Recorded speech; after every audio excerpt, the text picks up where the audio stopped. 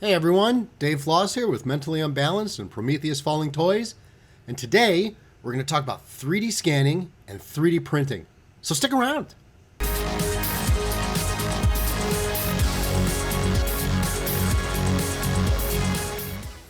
So to kick things off, today we're going to talk about 3D scanning and 3D printing.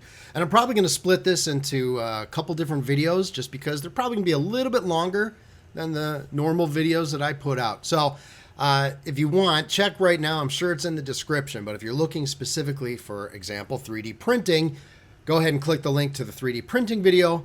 But if you're interested to learn more about my experience with 3D scanning, well then stay tuned because that's where I'm going next. So why 3D scanning? Well, why don't we start with what is 3D scanning? Well, the short version is, at least for the purposes of this video, 3D scanning is using a device to create a three-dimensional copy of a physical object, literally scanning the object at multiple angles and rendering a computer 3D version of that item. Now, there's ultimately two key reasons to 3D scan something. One is to create a 3D representation in your computer that you can use in video games, video game development, online games. It's just basically a 3D image, 3D representation that you can use online and in various other software and tools and things of that nature. That is not what I'm using it for. I want to use it for the other reason, which is to then take these 3D scanned images and actually create duplicates or facsimiles of them using a 3D printer. Now, there's a lot of different options for 3D scanning, okay? And I'm not going to go into every single one that's out there. I'm going to focus mainly on the one that I've had the most success with. But like anything else, especially new and cool emerging technology, you can spend anywhere from $100 up to tens of thousands of dollars.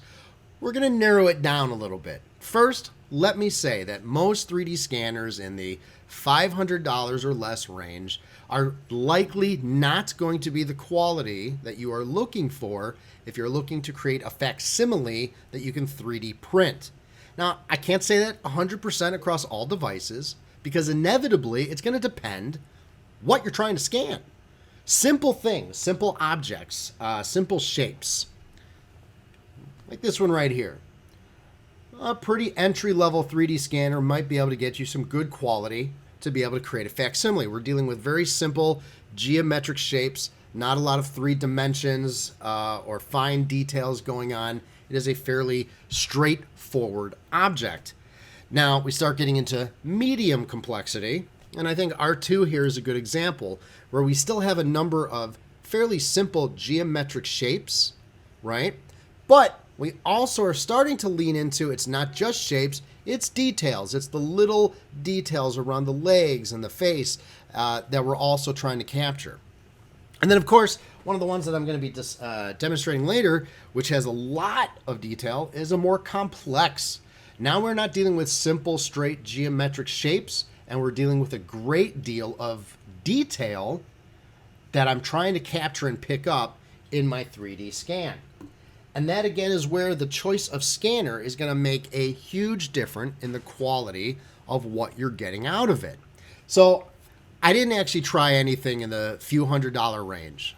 Just looking at the specifications, I had a pretty comfortable feeling they were not going to meet my needs.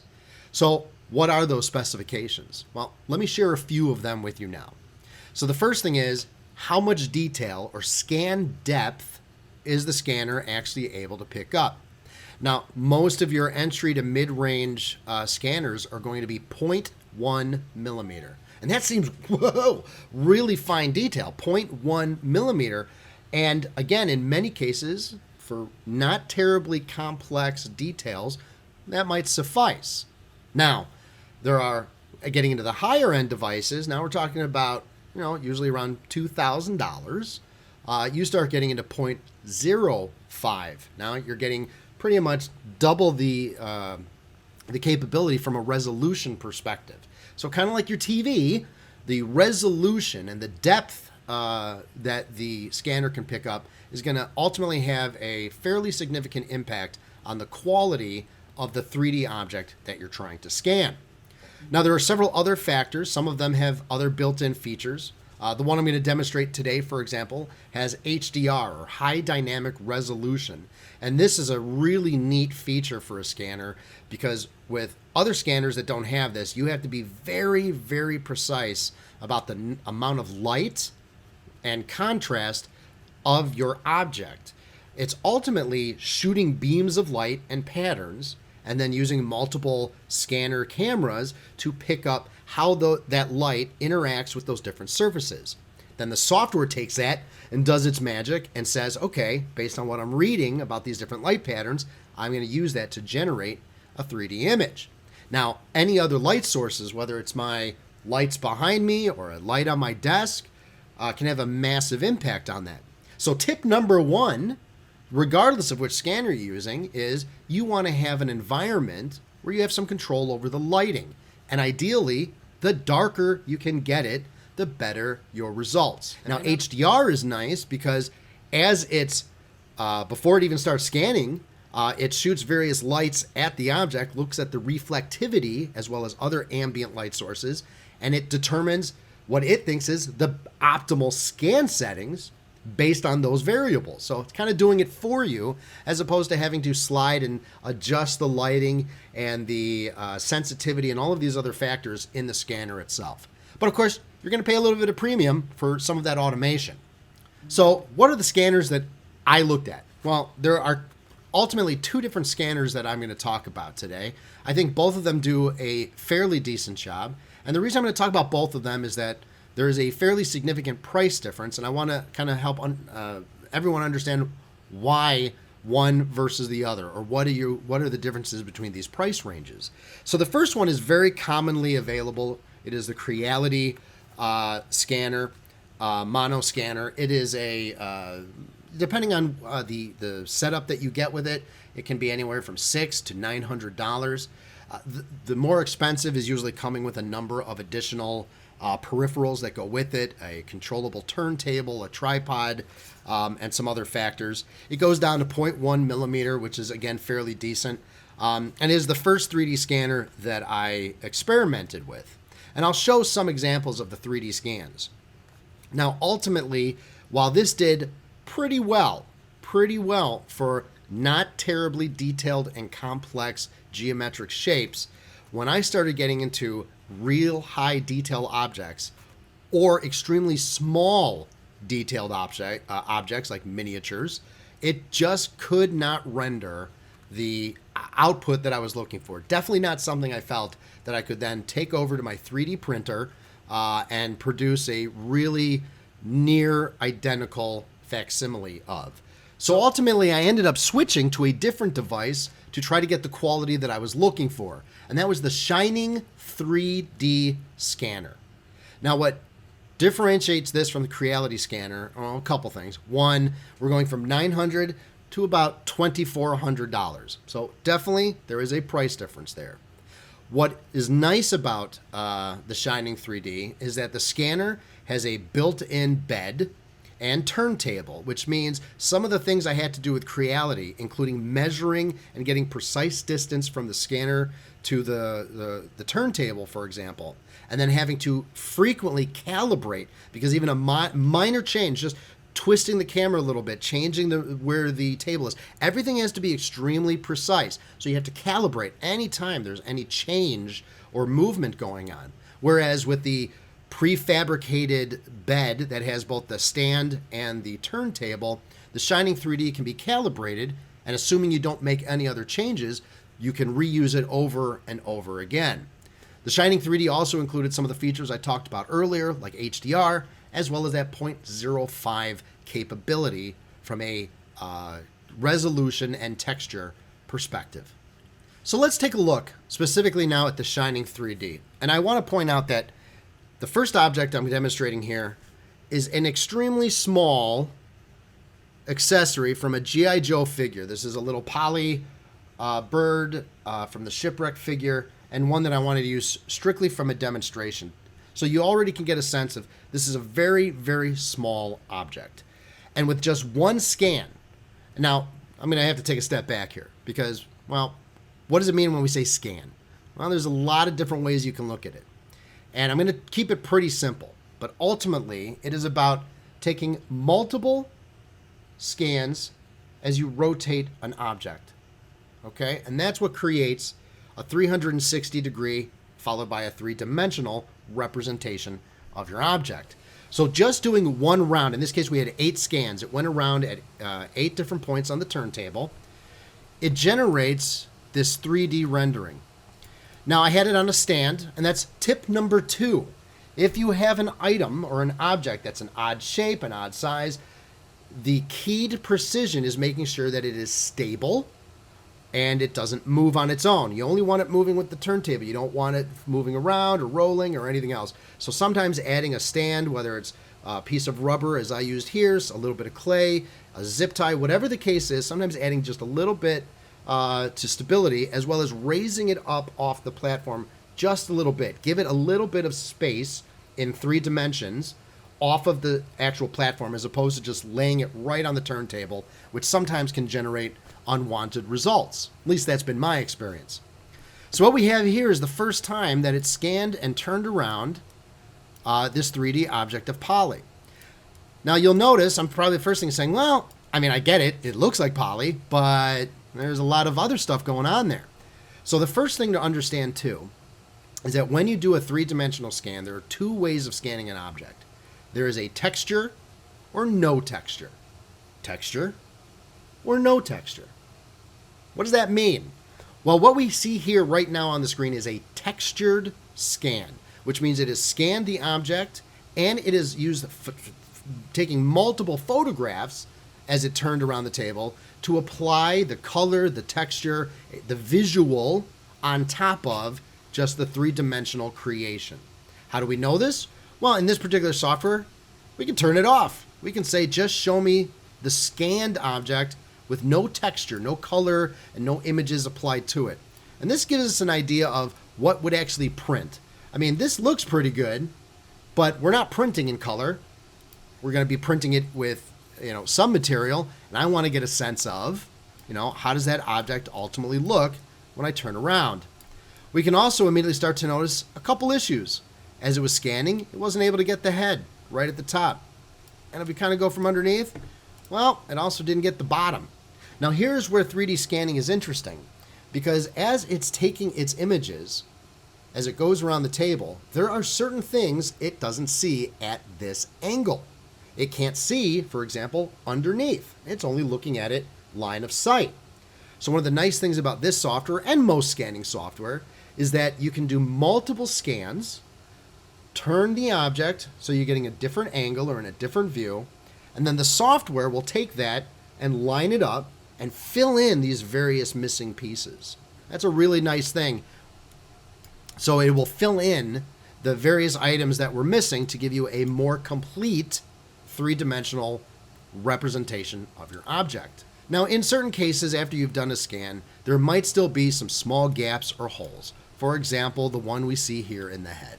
Now, again, in each piece of software may be different, but here's a very good example of where we can use the fact that we created a mesh, it has taken multiple pictures, and ask the software to try to create that model and fill in those different areas. And here's where we get our first 2 options. Watertight or not watertight. And here's a real simple way. Watertight is going to look for any openings, any spaces that haven't been filled in, and try to fill them in to the best of its ability. Underwater tight, or unwatertight, I should say, doesn't do that. It's looking just to finish the outer layer without actually adding any other material. We're going to try watertight to see how well it can fill in the various details that did not get picked up in the scan. Now, for the purposes of this one, we're going to go with high detail. And again, depending on what you're scanning, you may not need to go with that level of detail, but if you're dealing with an object with really, really small or fine details, then high detail is probably the way you want to go. Now, this is going to take a while, so I'm going to do a little bit of probable movie magic to speed up what's going on the screen. And of course, like anything else, the speed at which it can render and create these various meshes is going to be dependent on the power of your computer. Now, I will say that overall, both devices worked well with modest computers. Something with 8 or 16 gig of RAM worked very well. Windows 10 or Mac, depending on what was set up. But, you know, the beauty of this is I didn't have to do movie magic. Just in explaining how long it would take, it was able to complete. Now we get a really good understanding. Look at the top of the head, able to fill in that space. Let's go underneath, able to fill in that space. This is where the software makes a huge difference sometimes in being able to just take what it's learned and then create and fill in that model for you. And ultimately, I would be extremely pleased with this, this model. If we turn off that texture, we can see what it looks like without the texture applied. And other than a few, I'm going to say small details or issues. For example, here it didn't know what to do, so we've lost a little bit of that detail, right, where the legs come apart. We've lost some of that. It's definitely thicker. There's more material there than really exists on the object. But overall, from just a one-pass scan, 8 times, one time from one direction, it's done a really solid job of creating a 3-dimensional representation. So where would you go from here, right? Well, ultimately it depends what you're trying to do. For me, I would probably go back and rescan and give it a different angle so that I can get those additional layers of detail without the computer or the software trying to determine for itself what they should be, like it has here, and instead actually scan and get more details into my 3 dimensions, especially if I want to print and get something as close to the original as what I've had. Alternatively, and I'm not going to go into great detail here, but alternatively, I could absolutely save this item, and if I wanted to make changes after the fact, after the scanning, I could use a mesh mixer, which is basically software for 3D editing or editing in 3D space, where I could try to basically manipulate and draw or reduce or change things, kind of like working with clay, to get those details that I'm looking to get. Now that can be pretty time consuming, so tip number 3, start with the best possible scan quality possible. If that means taking a new scan or multiple angled scans, that's probably the best way to go, because it'll limit how much you have to then edit or make changes afterward. I am not particularly skilled at using mesh mixers or 3-dimensional space tools. They tend to be a bit of a challenge, and I spend more time trying to figure out what I'm trying to do than doing what I want to do. So I really focused, and again, why I invested in a higher quality scanner is that I'm letting the tool do the work as opposed to me having to spend time cleaning up or manipulating the object after I scan it. So let's take a look at a couple different 3D scans that were created and then brought into ultimately my printing software. Because, and this is an important piece, as good as it may look and appear within the actual 3D scanning software, I don't really get a final sense of what the print quality is going to look like until I bring that into my various printer softwares where I'm trying to actually create the file ready to be printed. So for example, we have Unicron. We have this great 3D scan of the Unicron face. Now, when I bring it into my 3D software, we can see, well, it's really, really good. And this was actually the Creality scanner. I should point that out. So I'm not saying that the Creality scanner isn't capable of getting some very good quality. I will say it took a lot of time and effort to get this level of quality, and there are still some distinct issues with the final output. We did not get any details of the eyes. Those inner eyes details were lost. We did not get a lot of detail of the teeth. And if we take a closer look at some of the other specific finer details, you can see they're a bit muddy, right, in comparison to the original item that I scanned. Now, there's a couple different factors that will drive why the quality turned out the way that it did. We've already talked about the quality of the scanner, so we don't need to talk about that, but that's definitely a big piece. A couple other items that can definitely affect what is able to be scanned or how well it is able to be scanned is the actual materials that it's trying to scan. One of the reasons that the eyes likely did not scan well is on this toy, they are clear, they are plastic and transparent. Now remember, these scanners are shooting light patterns at various objects, and there's two things in that respect that can dramatically affect how much or how well it can bring back the information.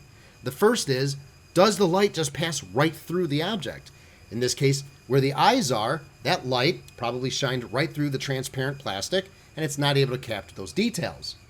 Another is highly reflective surfaces, where the light being shown, instead of bouncing back directly to the scanner, could be bouncing in multiple directions and diffused. And that's where, in some of the silver, we might be losing some of the details. Now, the last item is if something is black, pure black. Black is extremely hard to scan because it absorbs light. And often what you'll find with an item that's black is that you'll get the shape but lose a lot of the detail. So there's a few different factors that you have to consider about what it is that you're scanning and ultimately what the quality will be of your scan when it comes out. Now, the good news is there's a lot of different tips and tricks on how to take an object that generally wouldn't scan well and greatly increase its ability to be scanned. I'll give you a couple examples now. The first one is, no, I am not a raging cokehead. This is flour. Just your regular run-of-the-mill baking flour. Why is flour so good? Well, flour is flour will not deflect or absorb the light. So if you lightly powder the object that you are going to be scanning, it creates a matte, nice surface and can greatly increase the effect of your 3D scanning. Now, there are a little bit of challenges, of course, with using powder. It might fill in areas of detail on much smaller items. But the good news is, generally, it's extremely easy to clean, either with air or water. So it's not something where you're really changing or affecting the actual surface of the item. Now, something else you can consider is, do you have an item that you can paint? So if you apply I find that red, yellow, blue tend to be extremely good colors, and you go with a matte paint. Now, in this case, I had an extra ski from a G.I. Joe vehicle. I wanted to create duplicates of it because I have the vehicle, which I'll show you in a moment, where I wanted to be able to reproduce this. And it was really hard with the dark gray to get a nice, precise scan of some of those finer details that are going on, the edging work and various things. So I actually just lightly powder sprayed with a little bit of color, and all of a sudden I had much better rendering. Now, the last thing you can do is they do make products, actual spray products that you can use to cover materials. I have not personally used them, so I can't really comment on the quality and the effect that they have, nor how, if at all, they might affect what you're scanning. In other words, you're spraying some kind of clear coat or other item on the product, how from a cleanup and reusability. I really can't comment. And I can't comment because I've had great success so far using the other methods where I've not had to spray different chemical items on top of objects to get the quality that I was looking for. Now, again, I said quality is important. So let me talk about one of the other big factors for 3D scanning. And that is, if I use my ski as an example, I'm going to bring that up. You know what? Let's go full screen. Let's bring that ski up as an example. So there you go. There's your ski. It's not very big. Goes onto a vehicle. Let me show you right here. We have this nice G.I. Joe Cobra vehicle, and the ski actually snaps into the side. If I line it up correctly, we can see there it is. Snapped into the side, and then easily pops off. Now, this is the original that came with the vehicle. It's got the feet pegs for your classic G.I. Joe 1980s versions of figures. So why am I going and telling you quite a bit about a ski? Well, I only had one ski, and the vehicle takes two. I wanted another ski. I wanted the ability to create another ski. Now, there are any number of ways that I could have tried to achieve this. Of course, I could have seen if I could buy one. Maybe somebody had an extra ski they were selling. But as part of trying to demonstrate the capabilities of 3D scanning, I wanted to create an exact replica of this item. And this is where the 3D scanning worked out beautifully, because not only was I able to capture the details of the ski that I'm printing. Let's bring up that image. So here we have the image. This is the 3D scan of that exact ski. Now, the other things you're seeing, I'll talk about later when we get into the printing portion. They're just there as supports for the actual printing process.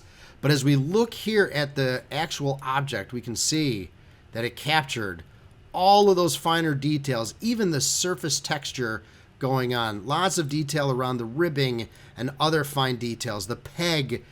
And here's, again, an important distinction. When I did the 3D scanning, it scans not only the dimensions or the shape of the figure, but the precise dimensions. In other words, the item that you see in the software is scaled identical to the original item. I don't have to play around with scaling and size and shape. It is an exact duplicate, not just shape, but size, dimensions, and measurements. Why is that great? Because I plugged it into my printing software, added some supports to support the printing process, and ultimately generated this item. Now, to be clear, it is different. There's the original, and there's the duplicate. I'll put up a nice picture so you can kind of see them side by side. Now, first thing is, you're going to notice they're not the same color. I used a different color in my 3D printing process. But all I have to do is figure out a close color match to the original, or maybe I want to keep it in this nice kind of semi-translucent red material. Now, here's the other thing that's really important when you think about, all right, it's printed, it's scaled, how does it hold up? Well, I showed you before attaching the original ski to the item, and now there is my duplicate ski. Snaps right in, identical. Didn't have to do any filing. This is straight out of the printer. Other than removing the supports, I'd made no other alterations to this duplicate ski. Another fun way to test it is, I'm going to take a G.I. Joe figure here, Mr. Destro, and I'm going to stick his foot on the leg peg. It fits, it's secure. Again, no filing, no adjusting. It is as close to near perfect duplicate, and it can go right on my vehicle. Whether I want to paint it or not, it's ready to go right on my vehicle. And that's what I was looking for. We talked about earlier about why 3D scanning. Well, I want to be able to scan and create items that are either to address some of the toys or action figures that I have. I want to be able to repair things that might have become damaged. Let's give you another example. Here I have, if we can get a little bit of the angle and detail, this is from the Cobra, G.I. Joe Cobra toy from the 80s. And this is ultimately just something that snaps on and covers the wheel, right? Almost like a hubcap. And it's designed that it stays in place, so as the wheel turns, it stays centered. I got this great used toy at a real reasonable price, and it had 2 of these, but was missing the 3rd. Now, again, I could go online and I could look and I could spend whatever the amount is going for trying to find it, assuming I can find it in the first place. But in my case, I decided to 3D scan, then 3D print this duplicate. And again, if I hold them up side by side. Now, I'll put up a picture of this as well so you can get an idea. Overall, this is one of the first things I 3D scanned and then 3D printed. So I won't say it's spot on perfect. There are a couple things I would have done slightly differently. But to be able to put this onto that vehicle right away and fill that in, I have been overjoyed with. It's virtually impossible to detect the difference.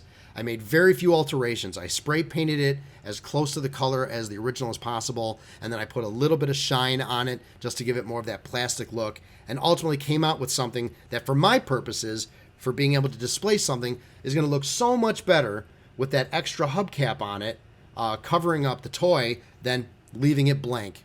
So in summary, when looking at 3D scanning, it's important to understand that there are some variables that will greatly impact the quality of what you're going to get out, whether that's just 3D modeling or 3D printing your 3D model. And that really should be the driving factor. The worst thing is to get something at $600 or $700 and realize that it's just not going to deliver the quality of what you're looking for. At the same time, if it is able to deliver the quality of what you're scanning and reproducing, then there is no need to have to jump to the multi-$1,000 range if you're not going to be trying to scan very small miniatures or extremely high detailed objects. So just be aware. And the important thing, really important thing for me, and that I learned going through this process myself, is it is great to read the reviews on various devices. Amazon, for example, is very good at providing lots of reviews from actual people, perhaps sample prints and scans, and ultimately that is what drove me at first to go with the Creality device. When I went back, which is highly rated, extremely highly rated. Now, when I went back and realized I'm not really getting the results I want, and I started going through those reviews, it dawned on me most of those reviews were not, if any, for high detailed or small objects. When I started looking at the Shining device, that's exactly what I started reading. Much better for small and finer detail. So because that's what I wanted to get out and be able to use to reproduce items, that ended up being the device for me. So ultimately, that's going to be a big factor, as well as what is it that you're trying to do or accomplish with your device.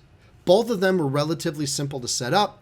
Both of them were relatively simple to use from a software perspective. There is nuance to each one. I won't go into all of it, but I will say again, that maybe perfect range right in the middle. At about $1,000, you can get a Shining device, $1,200, a Shining device that is 0.1 millimeter. It's pretty much identical to what I have without the highest level of detail, the higher level of detail. What's nice is all of the features and advantages I mentioned earlier are included in that version. It's just not going to get necessarily at the same level as the 0.05. But that at a few $100s more than the Creality is probably a really good option where you don't have to be constantly calibrating and adjusting and dealing with light and all of the various impacts that can have on your scan. Now, again, if you want to go to that next level, you're going to pay a bit of a premium. But for me, it was well worth the money to be able to get the quality of scan I want without having to do a lot of cleanup or manipulation after the scan, which takes me a lot of time, and create these near flawless duplicates of these items that I'm trying to produce. So I'm always curious because I come in at this with my experience, the devices I've used, what I'm trying to use them for, but that's probably very narrow in the overall field of people using 3D scanning and 3D printing. So we're going to go on to our next video in a moment about 3D printing and some of my experiences there, but I'm always open to your feedback and your comments. So if you like what you saw, go ahead and click subscribe, leave your comments, and we look forward to seeing you in our next video. I'm Dave Floss with Mentally Unbalanced and Prometheus Falling Toys, and I will talk to you soon.